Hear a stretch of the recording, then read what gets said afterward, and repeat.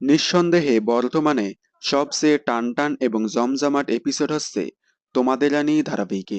ধারাবাহিকের বর্তমান পর্বগুলো এক একটা পর্ব আরেকটাকে ছাড়িয়ে যাচ্ছে।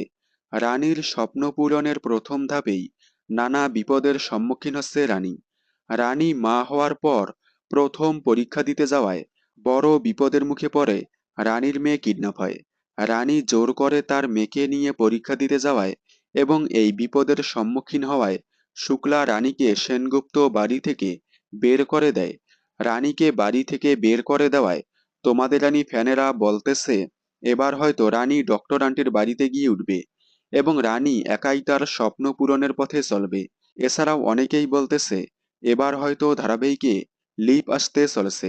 কয়েক বছরের লিপ নিয়ে এগিয়ে যাবে গল্প, সাথে রানী তার স্বপ্ন পূরণ করে ফেলবে।